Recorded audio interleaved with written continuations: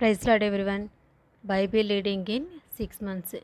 Day 112 112 April 22. యెషయా గ్రంథం 22వ అధ్యాయం నుండి చదువుకుందాం. దర్శనపు లోయను గూర్చిన దేవోక్తి. ఏమి వచ్చి నీలోని వారందరూ మెడల మీదకి ఎక్కి ఉన్నారు? అలరితో నుండి కేకలు వేయి పురమా, ఉల్లాసంతో బొబ్బలు పెట్టు దుర్గమా. నీలో హతులైన వారు ఖడ్గం చేత హతము కాలేదు, యుద్ధంలో వధింపబడలేదు. నీ అధిపతులందరూ కూడి పారిపోగా విలుకాండ్ల చేత కొట్టబడకుండా పట్టబడిన వారైరి. మీలో దొరికిన వారందరూ పట్టబడి దూరంనకు పారిపోయిరి. నేను సంతాపం కలిగి ఏడ్చుచున్నాను, నాకు విముఖులై యుండుడి. నా జనమునకు కలిగిన నాశనమును గూర్చి నన్ను ఓదార్చుటకు తీవ్రపడకుడి. దర్శనపు లోయలో సైన్యములకు అధిపతియు ప్రభువునగు యెహోవా అల్లరి దినం ఒకటి నియమించి ఉన్నాడు. ఓటమి త్రొక్కుడు కలవరము ఆయన కలుగజేయును. ఆయన ప్రాకారములను పడగొట్టగా కొండవైపు ధ్వని వినబడును. ఏలాము యోధులను, రథములను, రౌతులను సమకూర్చి అంబుల పొదిని వహించి ఉన్నది. కీరు డాలు పై గవనిసిన తీసెను. అందుచేత అందమైన నీ లోయల నుండా రథములున్నవి. గుర్రపు రౌతులు గవని యొద్ద వ్యూహం ఏర్పరచుకొనుచున్నారు. అప్పుడు యూదా నుండి ఆయన ముసుగు తీసివేశాను. ఆ దినమున నీవు అరణ్య గృహమందున్న ఆయుధములను కనిపెట్టితివి. దావీదు పట్టణపు ప్రాకారము చాలా మట్టుకు పడిపోయినదని తెలుసుకొని దిగువనున్న కోనేటి నీళ్లను మీరు సమకూర్చితిరి. యెరూషలేము ఇండ్లను లెక్కపెట్టి ప్రాకారమును గట్టి చేయుటకు ఇండ్లను పడగొట్టితిరి. పాత కోనేటి నీళ్లు నిలుచుటకు ఆ రెండు గోడల మధ్యను చెరువు కట్టితిరి. అయినను దాన్ని చేయించిన వాని వైపు మీరు చూచిన వారు కారు. పూర్వకాలమున దాన్ని నిర్మించిన వానిని మీరు లక్ష్య పెట్టకపోతిరి. ఆ దినమున ఏడ్చుటకును, అంగలార్చుటకును, తలబోడి చేసుకునుటకును, గోనపట్ట కట్టుకొనుటకును సైన్యములకు అధిపతియు ప్రభువునగు యెహోవా మిమ్మును పిలువగా, రేపు చచ్చిపోదము కనుక తిందము త్రాగుదము అని చెప్పి ఎడ్లను వధించుచు, గొర్రెలను కోయుచు, మాంసము తినుచు, ద్రాక్షారసము తాగుచు మీరు సంతోషించి ఉత్సహించుదురు. కాగా ప్రభువును సైన్యములకు అధిపతి నాకు యెహోవా నాకు ప్రత్యక్షుడై నాకు వినబడినట్లు ఇట్లనుచున్నాడు. మీరు మరణము కాకుండా ఈ మీ దోషమునకు ప్రాయచిత్తం కలుగదని ప్రభువును సైన్యములకు అధిపతి నాకు యెహోవా ప్రమాణపూర్వకంగా సెలవిచ్చుచున్నాడు. ప్రభువును సైన్యములకు అధిపతి నాకు యెహోవా ఇలాగూ సెలవిచ్చుచున్నాడు. గృహ నిర్వాహకుడైన షెబ్నా అను ఈ విచారణకర్త యొద్దకు పోయి అతనితో ఇట్లనము, ఇక్కడ నీకేమి పని? ఇక్కడ నీకెవరున్నారు? నీవిక్కడ సమాధిని తొలిపించుకొననేలా? ఎత్తైన స్థలమున సమాధిని తొలిపించుకొనుచున్నాడు. శిలలో తనకు నివాసము తొలిపించుకొనుచున్నాడు. ఇదిగో, బలాఢ్యుడొకని విసిరివేసినట్లు యెహోవా నిన్ను వడిగా విసిరివేయును. ఆయన నిన్ను గట్టిగా పట్టుకొనును. ఆయన నిన్ను మడచి ఒకడు చెండు వేసినట్టు విశాలమైన దేశంలోనికి నిన్ను విసిరివేయును. నీ యజమానుని ఇంటి వారికి అవమానం తెచ్చినవాడా, అక్కడనే నీవు మృతి పొందిదవు. నీ ఘనమైన రథములు అక్కడనే పడియుండును.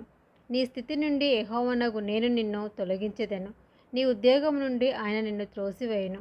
ఆ దినమున నేను నా సేవకుడును హిల్కియా కుమారుడినగు ఎల్యాకీమును పిలిచి అతనికి నీ చొక్కాయిని తొడిగించి నీ నడికట్టు చేత అతని బలపరిచి నీ అధికారమును అతనికి ఇచ్చేదను. అతడు యెరూషలేము నివాసులకును యూదా వంశస్థులకును తండ్రి అగును. నేను దావీదు ఇంటి తాళపు అధికార భారమును అతని భుజము మీద ఉంచెదను. అతడు తీయగా ఎవడనూ మూయజాలడు, అతడు మూయగా ఎవడనూ తీయజాలడు. దిట్టమైన చోట మేకు కొట్టినట్టు నేను అతని స్థిరపరిచెదను. అతడు తన పితరుల కుటుంబమునకు మాన్యత గల సింహాసనముగా ఉండును.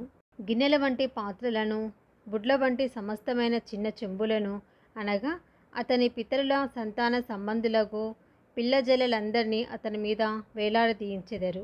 సైన్యములకు అధిపతి అగు యెహోవా ఇలాగ సెలవిచ్చుచున్నాడు. ఆ దినమున దిట్టమైన చోట స్థిరపరచబడిన ఆ మేకు ఊడతీయబడి తెగవేయబడి పడును. దాని మీదనున్న భారము నాశనమగును. ఇలాగు జరుగునని యెహోవా సెలవిచ్చి ఉన్నాడు. యెషయా గ్రంథం 23వ అధ్యాయము. తూరును గూర్చిన దేవోక్తి.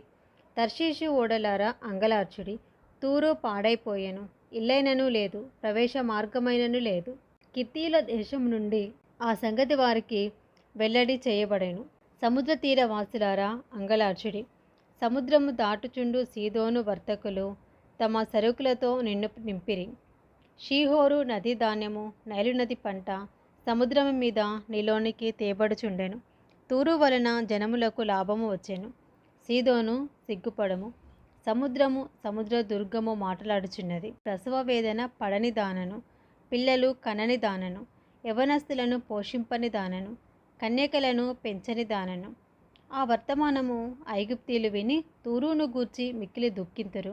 తర్షీసునకు వెల్లుడి, సముద్ర తీర వాసులారా అంగలార్చుడి. నీకు సంతోషము కలగజేసిన పట్టణమిదేనా? ప్రాచీన కాలము నుండి ఉండిన పట్టణమిదేనా? పరదేశ నివాసము చేయుటకు దూర ప్రయాణం చేసినదిదేనా? దాని వర్తకులు రాజసమానులు, దాని వ్యాపారులు భూనివాసులలో గనులు. కిరీటముల నిచ్చుచుండు తూరుకు ఇలాగూ చేయనెవడుద్దేశించెను? సర్వసౌందర్య గర్వాతిశయమును అపవిత్రపరచుటకును, భూమి మీదనున్న సర్వగనులను అవమానపరచుటకును సైన్యములకు అధిపతి యెహోవా ఇలాగూ నిర్దేశించెను. తర్షీషు కుమారి, నీ దేశంకిక నడికట్టు లేకపోయెను. నైలు నది ప్రవహించినట్లు దాని మీద ప్రవహించము. ఆయన సముద్రము మీద తన చేయి చాపెను, రాజ్యములను కంపింపజేశాను. కనాను కోటలను నశింపజేయుటకు యెహోవా దాని గూర్చి ఆజ్ఞాపించెను. మరియు ఆయన, సీదోను కన్యక, చెరపబడిన దానా, నీకికను సంతోషం ఉండదు. నీవు లేచి కిత్తీమును దాటిపోము, అక్కడనైనను నీకు నెమ్మది కలగదు. ఇదిగో, కల్దీల దేశమును చూడుము, వారికను జనముగా నుండరు.